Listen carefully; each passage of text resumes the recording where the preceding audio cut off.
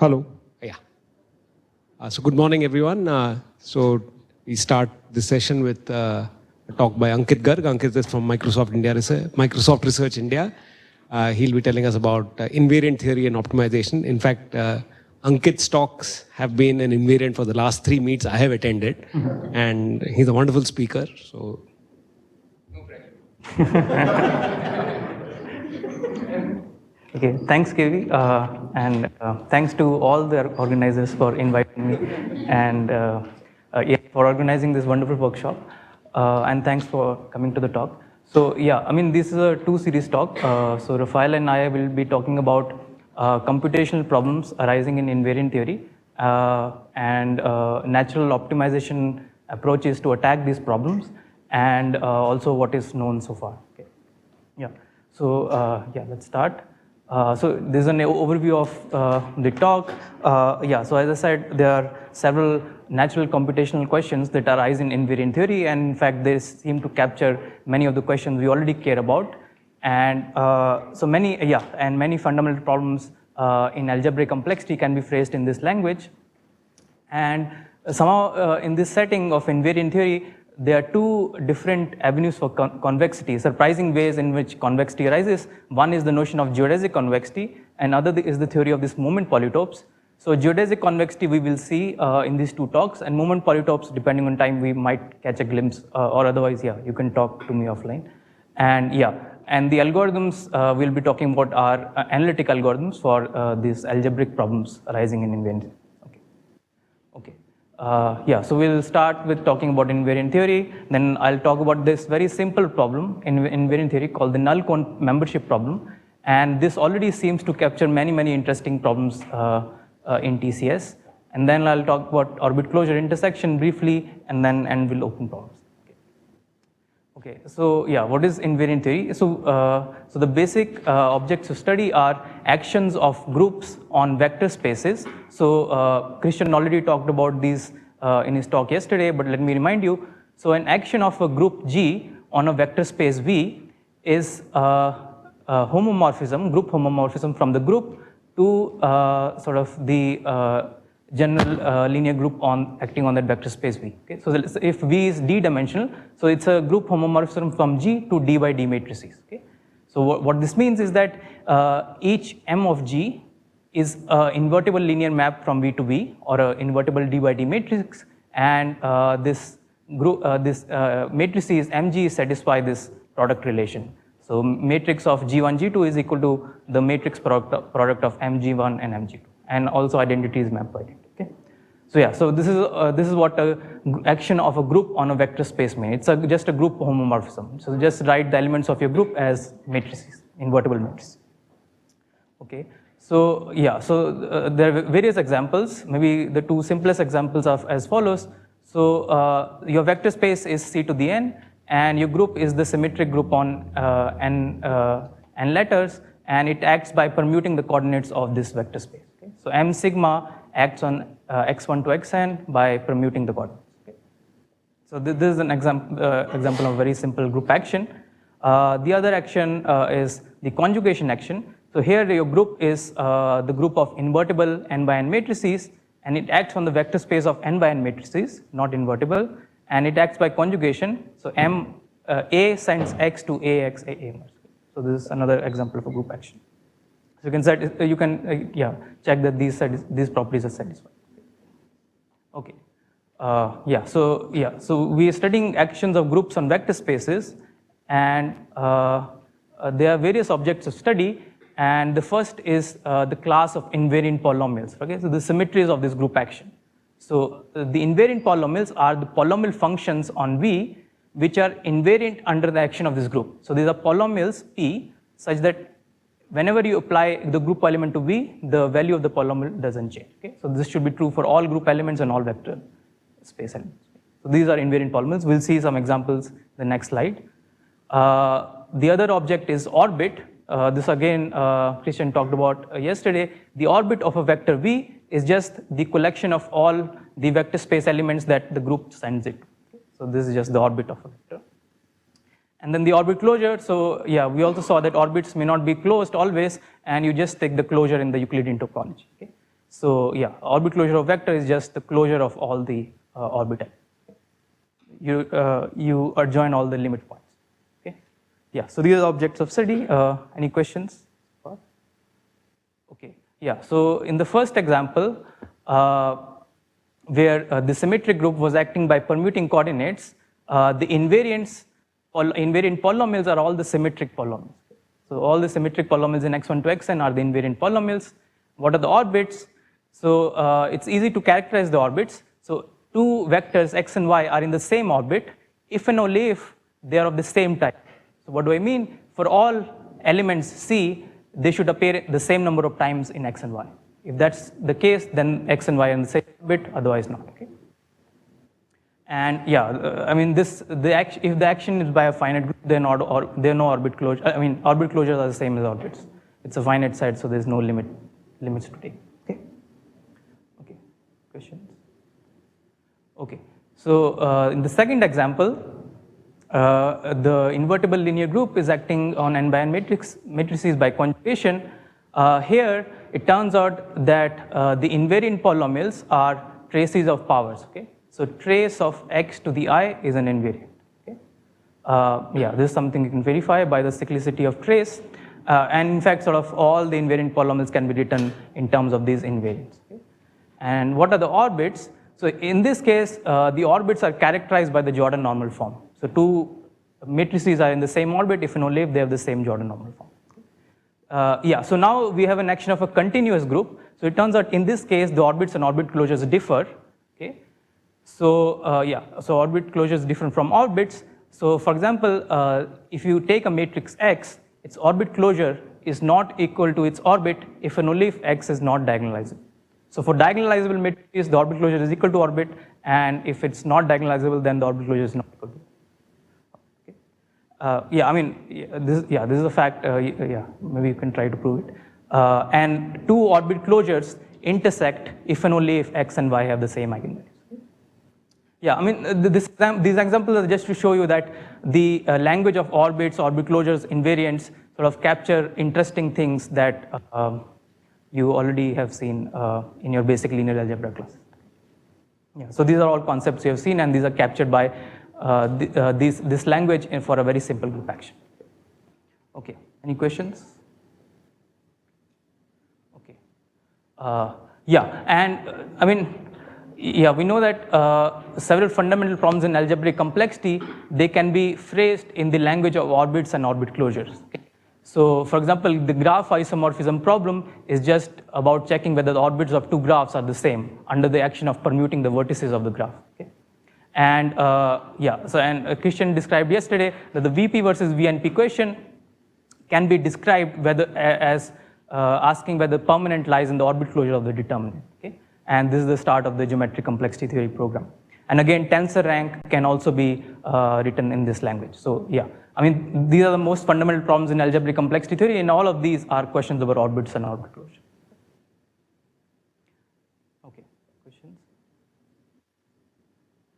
Yeah, so yeah, let me briefly talk about invariant polynomials. So we have that the group G is acting linearly on this vector space V. So this notation denotes the ring of invariant polynomials. Okay, so all the polynomials that are invariant under the action of group G. So yeah, I mean the most fundamental theorem in this field was proven by Hilbert in 1890s that this ring is finitely generated. So what it means is that you can write down a finite list of invariants such that any other invariant polynomial can be written in terms of this invariant, in terms of this generating set, finite generating set. Okay? So in terms of examples, so when the group G, Sn is acting on Cn by permuting coordinates, we know, yeah, we saw that the invariant ring is a ring of symmetric polynomials, and we also know that these are generated by the n elementary symmetric polynomials. Okay? So all the symmetric polynomials are generated by n elementary symmetric polynomials. So there's one, yeah, I mean, here it's easy to see it's finally generated, but yeah, this holds in much more generality. In the other example, in the conjugation action, it turns out that the invariant ring is generated by all the traces of powers, and you only need to take powers up to n. So yeah, I mean, these examples are very similar, sort of. The invariants here are symmetric polynomials in the eigenvalues of the matrices. Yeah. sorry. Yeah, so these are invariant polynomials. Yeah, I mean, this term is maybe not so important for these talks, but yeah, this is one fundamental theorem in this area, that the invariant ring is always finitely generated. Okay, so yeah, I mean, invariant theory is actually a highly algorithmic field. Algorithms are well developed in this field. In fact, I mean, these are two textbooks in this area, computational invariant theory, algorithms in invariant theory, and yeah, it's a bit surprising that both of these books have computation and algorithms in the title. And the main problems in this field are main computational problems. You want to describe all the invariants. Okay? So give me a succinct description of all the of a finite genetic set of the invariant polynomials. Simple, can you upper bound the degrees of a genetic set of invariant polynomials? So yeah, these are two questions we won't be talking about much in these talks. And then there are these isomorphism orbit kind of problems, which basically amount to saying that when are two objects roughly the same. And I mean, there are different kind of problems that you can ask in this class. So the first is orbit intersection, whether the orbits of two vectors intersect or not. Orbit closure intersection, given two vectors, do their orbit closures intersect or not.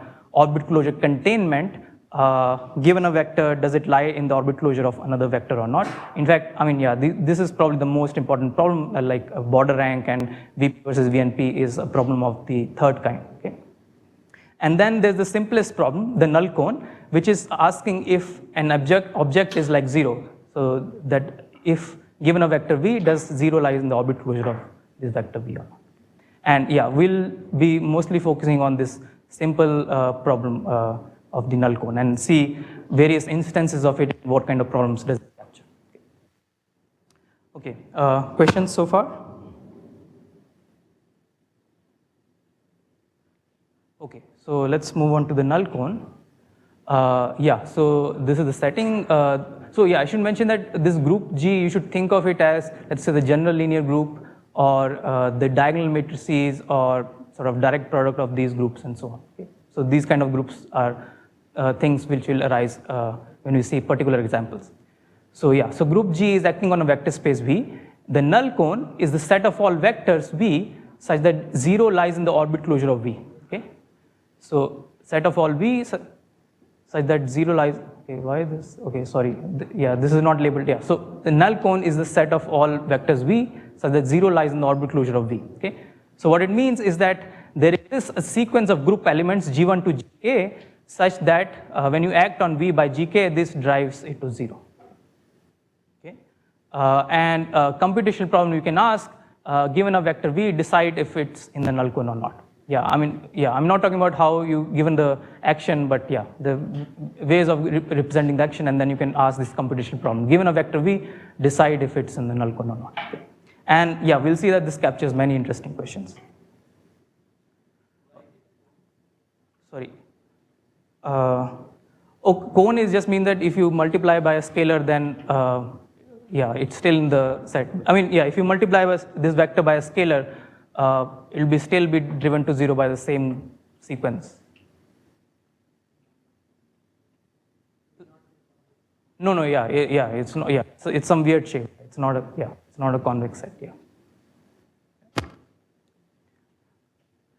Yeah.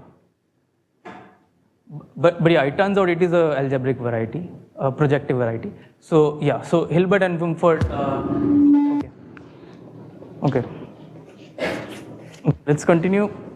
Yeah, so Hilbert and Mumford proved that a vector V is in the null cone if and only if all homogeneous invariant polynomials P vanish on the vector. Okay? So in other words, null cone is the projective variety defined by the invariant polynomials. Okay? And so, I mean, one direction is basically easy. So polynomials are continuous functions, right? So if you have a sequence of group elements that sends V to 0, then if you take a homogeneous invariant polynomial P, the action of the group element doesn't change the value of the polynomial. And then at 0, it is 0, and its value doesn't change by the limit, taking the limits. So yeah, P also has to be vanish on the vector V. Okay? So one direction is basically easy, and the other direction uses Null's Talensatz and some basic algebraic geometry. Okay? Yeah, so let's move on to examples. So yeah, so in the case of the symmetric group acting on Cn by permitting coordinates, it turns out the null cone is just the zero vector. Yeah, I mean the reason is that there are no closures here, so yeah, there's nothing interesting happening for finite groups. So in the second example, GLN acting on Mn by conjugation, so we saw that the invariants are generated by traces of powers, okay? And then the null cone is the variety defined by these traces. So if all of these traces vanish, that means that X is a nilpotent matrix, okay? So the null cone in this case is the set of nilpotent matrices. So it's something interesting in this example. And then the third example is the following. So you have the group SLN cross SLN, which acts on the vector space of n by n matrices by left-right multiplication, okay? So A comma B sends X to AX B. Okay? So in this case, it turns out there is only a single invariant, which is the determinant. Okay? And all the invariants can be written as a function of the determinant, as a polynomial function of the determinant. So the null cone, which is a zero set of determinant, is just singular matrices. Okay. So let's look at a more interesting example. So which is, so here we have the same group action, but the group is now just diagonal matrices, okay? So pairs of diagonal matrices of determinant 1, okay? So STN, the notation is a group of n by n diagonal matrices with determinant 1. So this group again acts by left-right multiplication, okay? So it turns out in this case, the invariants are generated by these kind of monomials, okay? So these are monomials, for each permutation sigma, there's a monomial you can write x1 sigma 1, x2 sigma 2, and so on. So this corresponds to the permutations. And it turns out that the invariants are generated by this. So I mean, the fact that this is an invariant is, yeah, something you can verify yourself. It's easy. I mean, these kind of calculations were also appearing in Nikhil's talk yesterday. Right? Yeah. So you take these monomials for all the permutation sigma, and yeah, you can prove that the invariants are generated by these.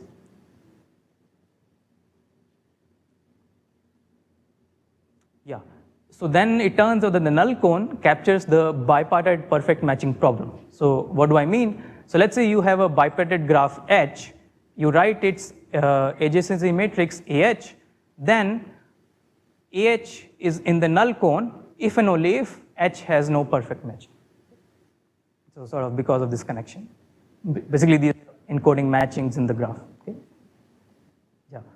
Yeah, I mean, this is a 0-1 matrix, but in fact it turns out that the property of being in the null cone or not only depends on the support of this matrix, the 0 non-zero entries. So yeah. So this is something you can state for arbitrary matrices. Okay, questions? Example? Okay, so condition on support is only for this action. It's not a general statement.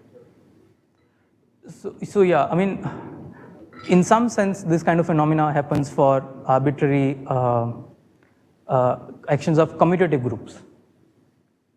Yeah. So next we'll see more in the next example. So yeah, next example is something very interesting. In fact, quite surprising. Yeah, it's a non-trivial example of problem in which can be stated as a null cone, which is the linear programming problem. Okay. So here the group is it's an abelian group of n by n diagonal matrices, and the vector space is the vector space of polynomials. So yeah, I mean, we'll be taking Laurent polynomials for a technical thing. So I mean, yeah, this is nothing that in the exponents you also allow negative numbers. Okay? So we'll be working with polynomials in when the exponents also have negative integers. Okay? And the group G, this Tn, acts on polynomials by scaling the variables. Okay? So let's say you have a group element T in this group, and T can be written as a diagonal matrix with T1 to Tn on the diagonal. Then T acts on Q by just scaling these variables. So x1 gets scaled by T1, xn gets scaled by Tn, and so on. So this is the group action.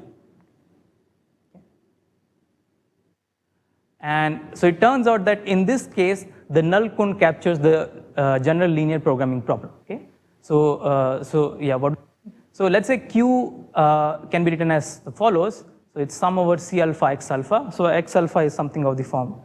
So By X alpha, I mean products of xi to the alpha I, and alpha i's are integers. Okay, so it could be negative numbers also. And then the support, sorry, this should be Q. So the support of the polynomial is just the exponent vectors that appear in the polynomial. Okay, so it turns out that the null Q is not in the null cone if and only if the zero vector lies in the convex hull of this supports. Sorry, what is the invariant? Yeah, I mean, you can describe the, so again, for all commutative group actions, invariants can be generated by monomials, and you can write a monomial and write conditions on it to be invariant, so it's not hard. But yeah, there's not more than that I can say. Yeah, you can write down a monomial and write conditions for it to be invariant. It will be some linear equations in those, in the exponent vectors. Okay, yeah, so Q is not in the null cone if 0 lies in the convex hull of the support vectors. So yeah, I mean, this is a general linear programming problem. So in this case, yeah, null cone captures linear programming.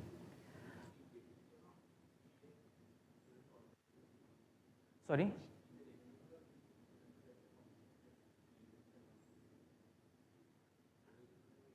Oh, Tn, yeah, sorry, yeah, so this is invertible diagonal matrix, yeah, so all the Ti's are non-zero, yeah, thank you, yeah, so in Tn all the Ti's are non-zero.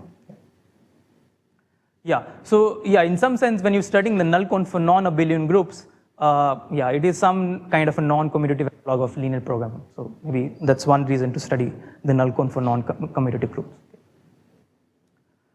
Okay, any questions for this example? Yeah, so the next example is a non-trivial null cone example for non-commutative group action. And in fact, this was mentioned yesterday in Anurag's talk. So the group is SLN by SLN. So SLN is the group of indeterminate 1 matrices, and it acts on m copies of Mn, okay? And B comma C sends this tuple x1 to xm to bx1c, bxmc, okay, bxmc. Okay, so it's just simultaneous left-right multiplication. So this is the group action. So yeah, I mean, when m was 1, we saw that there was only one invariant, which was the determinant. So in this case also, the invariants are determinants, but yeah, I mean, there are many more invariants. And the invariants, yeah, so these are theorems proven in the past 10, 20 years. So the invariants are generated by polynomials of this form, okay? So you take matrices d1 to dm, okay, of some dimension, and you take the determinant of sum over I, di tensor xi. Okay? And you can verify that when you act by this group on xi, sort of, that elements will just factor out and the determinant will remain, okay? So yeah, so this is, it's easy to see that this is an invariant, and in fact, yeah, these are all the invariants, okay?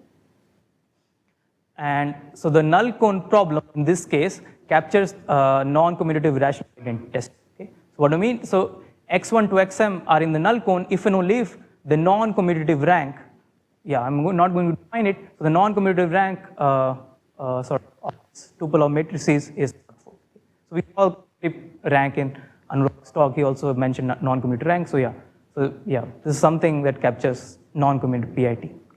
And yeah, so yeah, this was also mentioned. There are deterministic polynomial time algorithms for this problem now for non-commutative PIT, and yeah, I mean the algorithms and analysis use invariant theory and this null cone connection very deeply.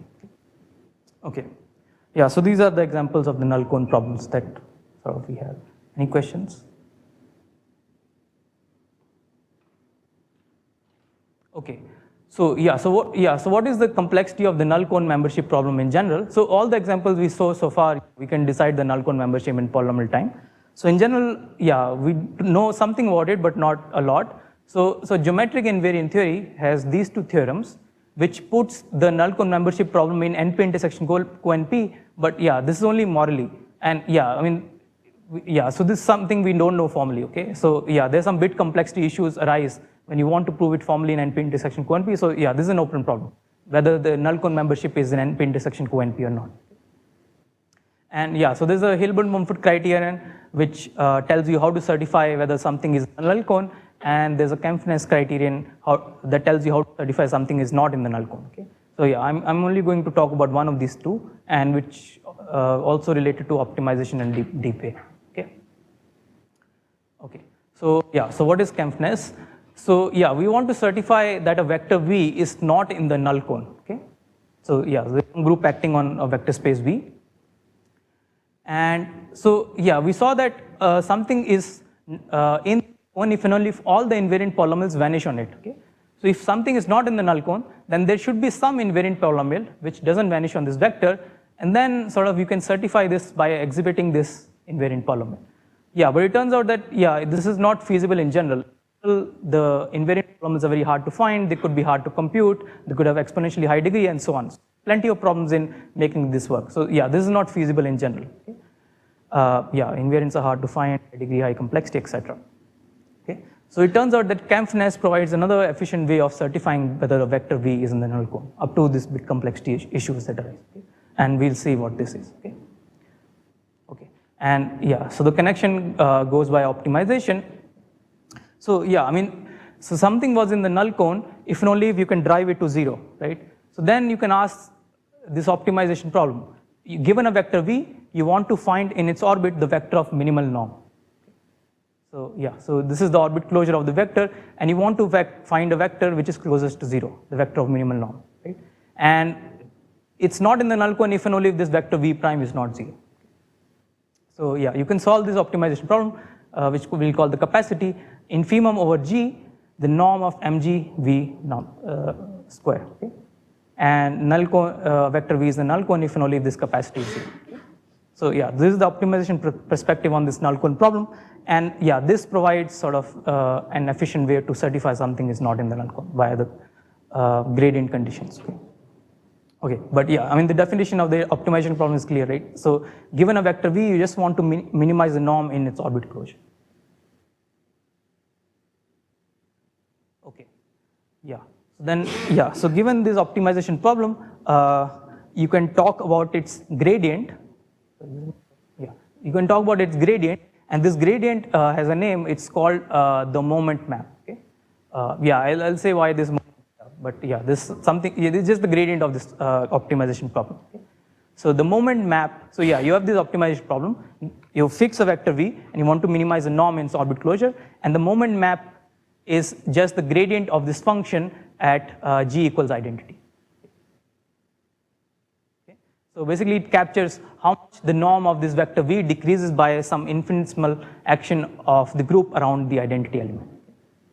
Okay. So yeah, so let me define what this means, okay, a little bit formally.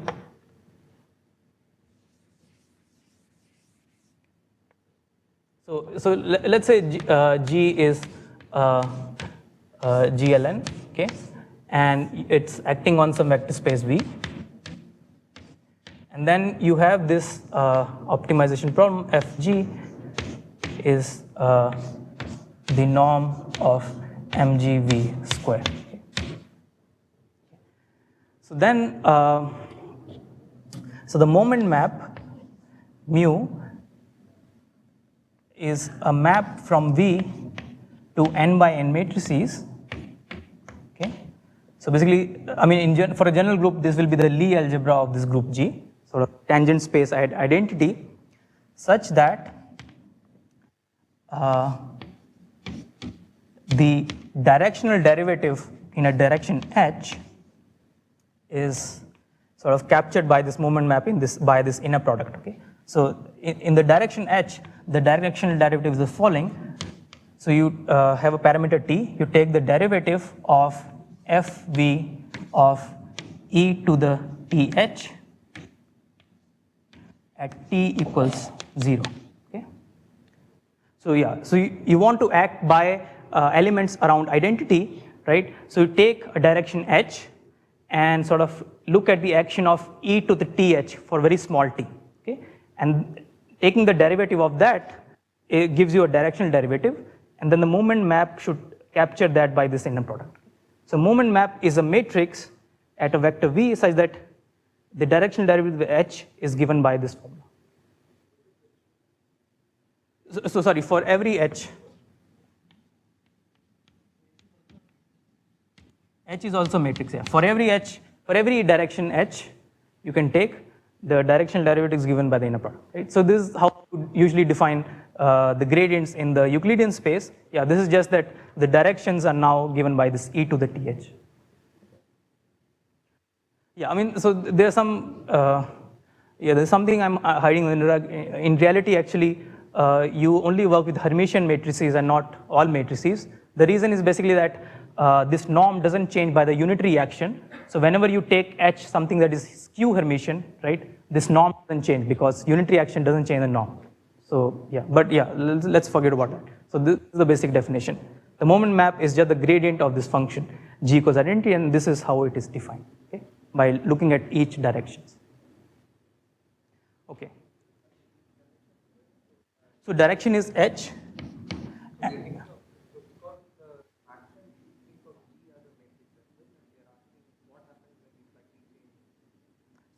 So this is a gradient identity. So you just look at elements of e to the th where t very small. So it's basically an identity matrix. Okay. And yeah, you just take the derivative of this function at t equals 0. That's the directional derivative in direction h. And then sort of, yeah, moment map captures this directional derivatives in this inner product. Okay. So in just, let me just mention a few examples. So the simplest example is G acts on Cn by just matrix vector multiplication. So yeah, matrix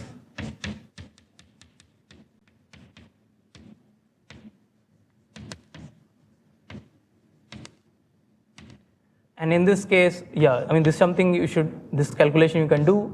So mu of v will just turn out to be 2v conjugate transpose.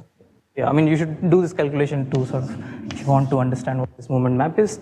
So the other thing is if Stn cross Stn acts on n by n matrices, right, by left-right multiplication,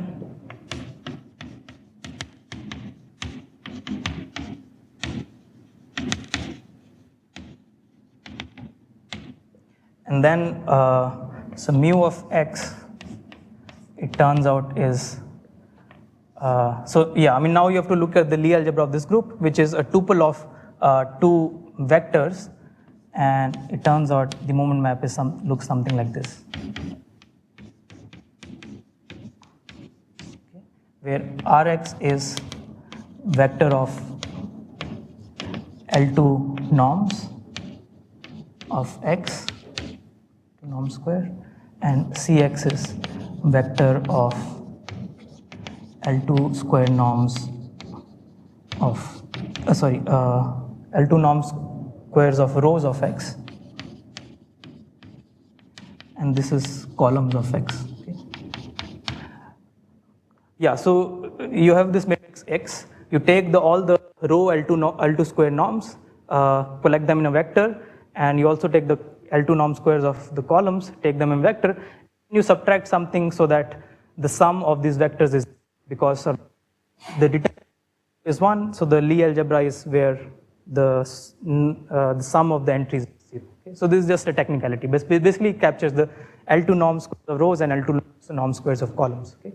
And yeah, so this is something that will come in Raphael's talk again next talk. Okay? Yeah, so yeah, I mean you can just play around with these examples and sort of try to get this intuition about the moment map. But yeah, conceptually just the gradient, okay, of this norm square. Okay. Yeah, I mean this is much more general. This moment comes from this momentum in physics, and yeah, physicists study this thing in a much more general setting. But yeah, already, yeah, this is quite general in the group setting. Okay. Yeah. So yeah, I mean you can ignore this. Okay. So what is the Kampf-Ness theorem? So the Kampf-Ness theorem says that a vector v is not in the null cone if and only if there is a non-zero vector in its orbit closure whose moment map is 0. Okay.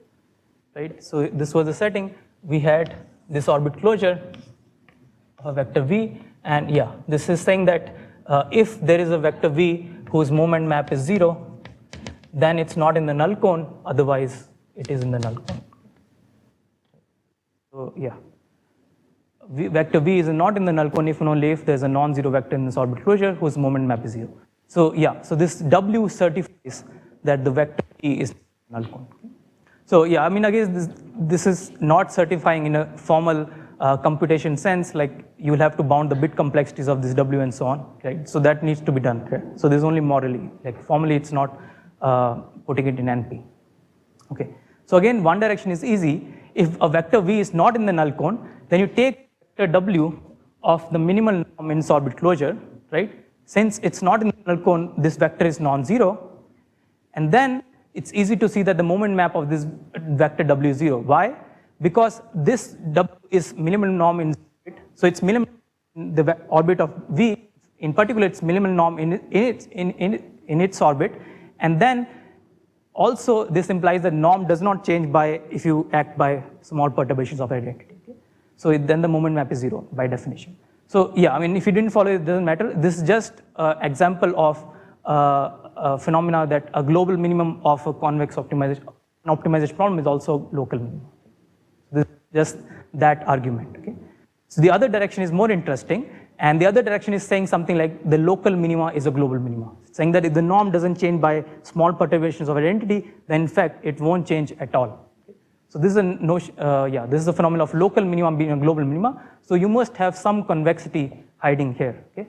And it turns out that in case of commutative group actions, you can reduce it to just the Euclidean convexity by a simple change of variables. Okay? So this is something you should try to see, why the norm square function is convex by a change of variables in the commutative group actions case. In the non-commutative group action case, it's a more general notion of convexity called geodesic convexity. Okay? So I don't have time to go into it, but yeah, Raphael will define it in his talk a little bit. Okay? So yeah, it turns out that this problem of norm square minimization is convex in a very interesting way for non-commutative group actions called geodesic convexity. So convexity in a different geometry. Okay? And yeah, you want to exploit that to design algorithms for it. Okay, any questions? Okay, yeah, so if not, then maybe I'll change gears to talk a little bit about the orbit closure intersection problem. Yeah, so again, the problem is easy to state. So group G acts on a vector space V, and you can define this equivalence relation. A vector V1 is equivalent to V2 if the orbit closures intersect. Okay, so I mean, yeah, it's not clear whether this is an equivalence relation or not. The transitivity is not clear at all, but it turns out this is in fact an equivalence relation. The orbit closures of V1 and V2 intersecting defines an equivalence relation. And you just want to test, given V1 and V2, whether they're equivalent in sense or not. Okay. And yeah, this could be useful for other orbit equivalence problems also for random orbits. So yeah, let me just mention one example to motivate this orbit closure intersection. So Nikhil talked about this problem of polynomial equivalence, right? So polynomials P and Q are said to be equivalent if there is an invertible change of variable transformation A such that P of X is Q of AX. Okay? So this is the notion of polynomial equivalence, and Nikhil talked about in his talk. And the polynomial equivalence problem is given two polynomials which are equivalent. You want to find this equivalence matrix. Yeah, so in other words, it's just an orbit problem for the polynomials, right? And yeah, I mean, there are algorithms for this problem in various special cases. For example, Neeraj has designed algorithms for the case when one of the polynomials is determinant, permanent, and so on. Okay, and yeah, in Nikhil's talk we saw that there's an algorithm when one of the polynomials is a design polynomial. Okay, so there are algorithms various special cases, but in general this problem is wide open, and in fact this is open even for degree 3 polynomials in the average case. Okay, you just take two random polynomials P and cubic, and you want to design. So yeah, I mean, okay, so you need to specify how they're chosen randomly. You choose a random polynomial of degree 3q, and then you choose a random a, and give q and q of a of x, okay? And you have to recover a. Okay? And yeah, this is, we don't know how to design algorithms for it, even in this average case model. And yeah, in fact, there's a crypto system designed in '96 based on the average case hardness of this problem, okay? Or even for degree 4 polynomials. So yeah, I mean, this is an important problem, and it turns out that this this scaling algorithms and this norm square optimization gives a new analytic approach to solving this polynomial equivalence problem in the average case, okay? I mean, just because in the average case, orbit closures orbits are closed, so orbit closures are same as orbits. So yeah, orbit closure intersection amounts to checking orbit problems. So random case, orbit closure is same as orbit, so yeah. This orbit closure intersection approach I'm going to talk about, this gives an approach to solve this problem in the average case. Okay? But yeah, I mean, we are very far from it. Okay? Yeah, lot of work needs to be done. Okay, so yeah.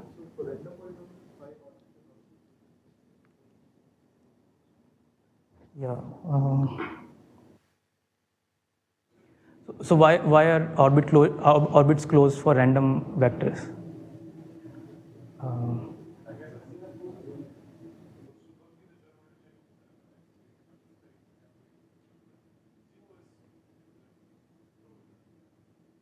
Sorry, yeah, this problem you need to make some translation. First solve the problem for SLL and then solve the scaling problem. Yeah, so here the problem is defined for a general linear group, but yeah, I'm saying that SL orbits are closed. So SL orbit closure intersection is same as orbit, and then yeah, you need to do some work to translate to GLN. But yeah, maybe let's talk offline. Maybe it's not so. But yeah, this is a fact. Yeah, orbits are closed. Yeah, orbits closed. I mean for SLN action. Like GLN action, you can have 0 in the. Okay. Yeah. So the way you solve equivalence problems is by finding canonical elements, right? So yeah, I mean I have this small animation. So let's say this is your universe and you have defined various equivalence classes. So you'll just put canonical elements in these equivalence classes. Okay? So then whenever you want to test whether two elements are equal or not, you'll just find the corresponding canonical elements and test if the canonical elements are equal. Okay? So this is a general strategy for testing equivalence relations. And the catch is, how do you define canonical elements so that finding canonical elements corresponding to vectors is efficient? Okay? So that's the whole question. And it turns out that fundamental theorems in invariant theory, Kempfness and Mumford and so on, they prove that minimal norm elements are in fact canonical. Okay? So you take an orbit closure and you minimize the norm, then this vector W is unique up to the unitary action, right? So let's say the group is GLN, then of course the unitary action doesn't change the norm, right? But that's the only way you get different minimal norm elements. Okay? So the minimal norm elements form a unitary orbit, a unique unitary orbit in orbit closure. Not only that, if you take two different orbit closures which intersect, then they will have the minimal norm unitary orbit.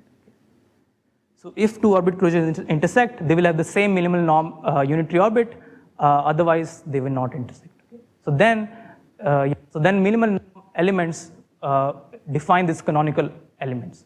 Yeah, I mean there's this issue of unitary action. Okay, so what solving this optimization problem allows you to do is reduce this orbit closure intersection problem to the unitary subgroup. Okay, so from GLN you reduce it to unitary subgroup, and then yeah, you have to solve it via some other techniques.